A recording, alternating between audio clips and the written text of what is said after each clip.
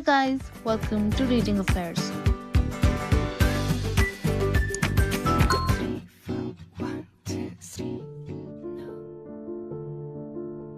Chapter 8. At 5 o'clock, the two ladies retired to dress, and at 6:30 Elizabeth was summoned to dinner. To the civil inquiries which then poured in, and amongst which she had the pleasure of distinguishing the much superior solicitude of Mr. Bingley's, she could not make a very favourable answer. Jane was by no means better. The sisters, on hearing this, repeated 3 or 4 times how much they were grieved, how shocking it was to have a bad cold, and how excessively they disliked being ill themselves, and then thought no more of the matter, and their indifference towards Jane when not immediately before them restored Elizabeth to the enjoyment of all her former dislike. Their brother, indeed, was the only one of the party whom she could regard with any complacency.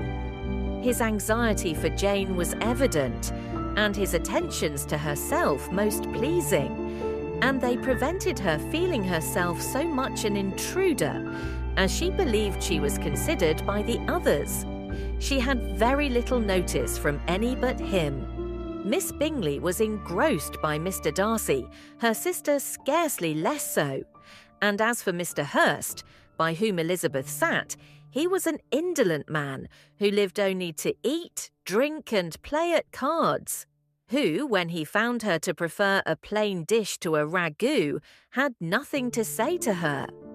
When dinner was over, she returned directly to Jane, and Miss Bingley began abusing her as soon as she was out of the room. Her manners were pronounced to be very bad indeed, a mixture of pride and impertinence. She had no conversation, no style, no beauty. Mrs. Hurst thought the same and added, "She has nothing in short to recommend her, but being an excellent walker.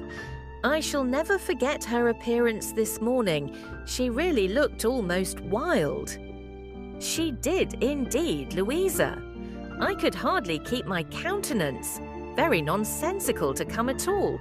Why must she be scampering about the country because her sister had a cold? Her hair so untidy, so blousy. Yes, and her petticoat. I hope you saw her petticoat. 6 inches deep in mud, I am absolutely certain, and the gown which had been let down to hide it, not doing its office." "Your picture may be very exact, Louisa," said Bingley, "but this was all lost upon me. I thought Miss Elizabeth Bennet looked remarkably well when she came into the room this morning. Her dirty petticoat quite escaped my notice."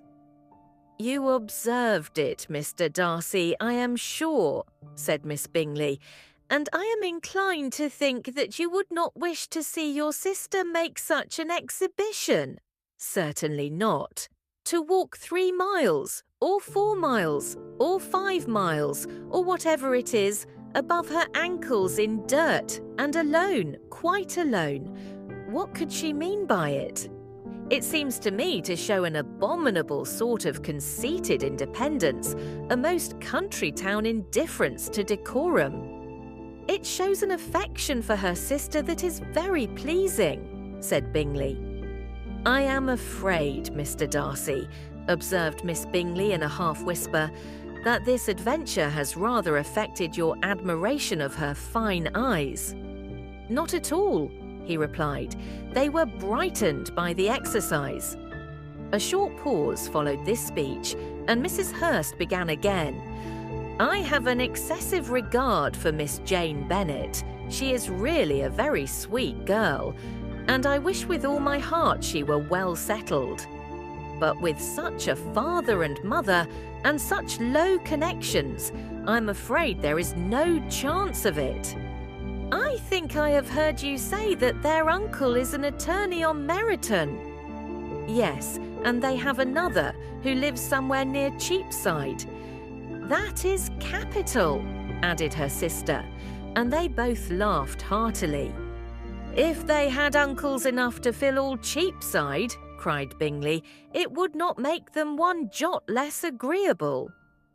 "But it must very materially lessen their chance of marrying men of any consideration in the world," replied Darcy.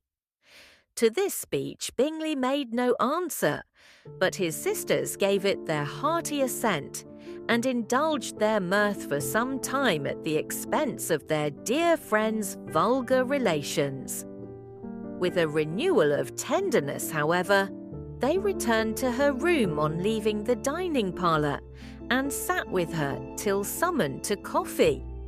She was still very poorly, and Elizabeth would not quit her at all till late in the evening, when she had the comfort of seeing her sleep, and when it seemed to her rather right than pleasant that she should go downstairs herself.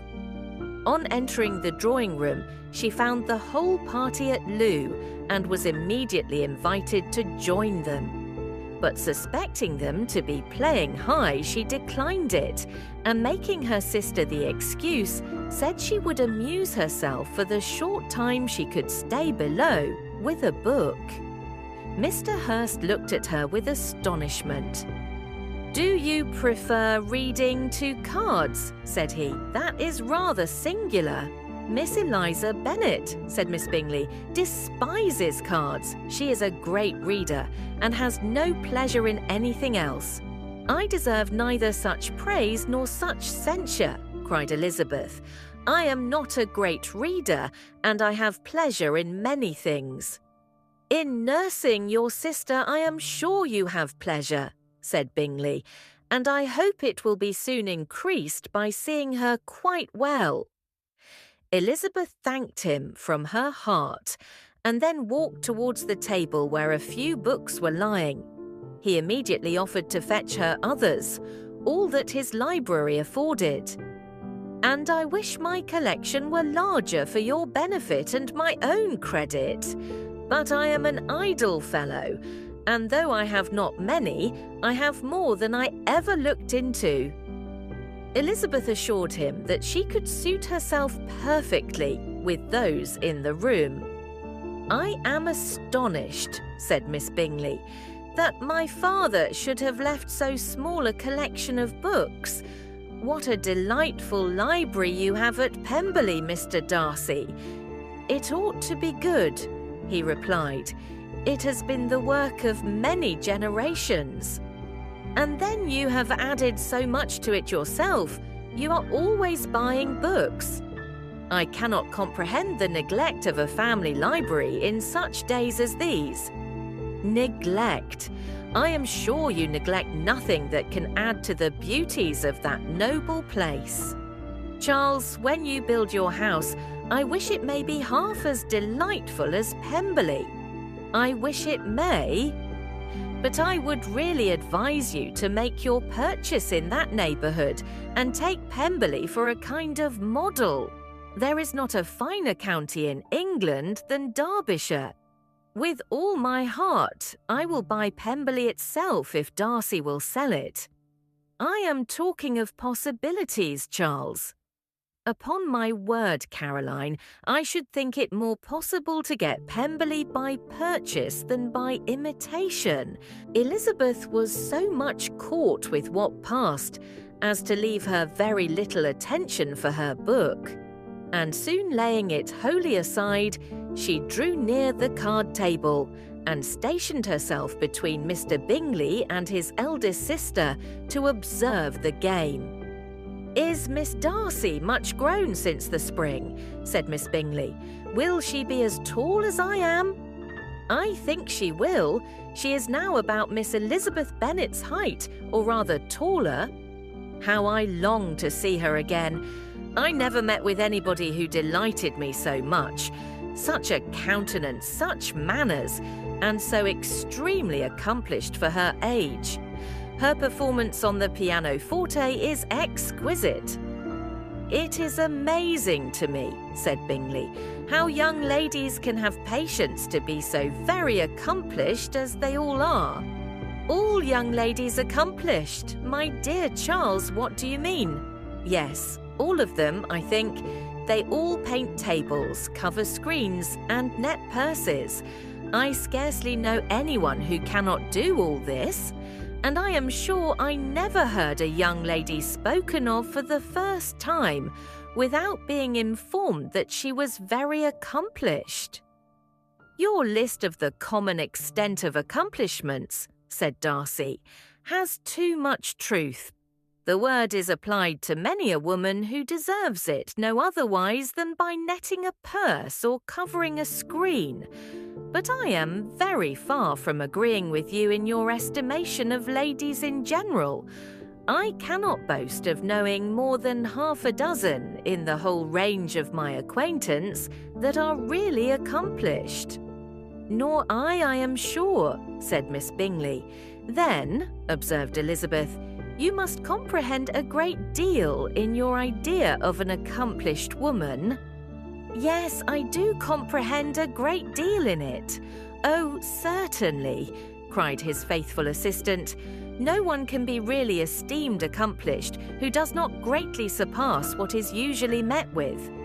A woman must have a thorough knowledge of music, singing, drawing, dancing, and the modern languages to deserve the word. And besides all this, she must possess a certain something in her air and manner of walking, the tone of her voice, her address and expressions, or the word will be but half deserved. All this she must possess," added Darcy, "and to all this she must yet add something more substantial in the improvement of her mind by extensive reading. I am no longer surprised at your knowing only 6 accomplished women. I rather wonder now at your knowing any.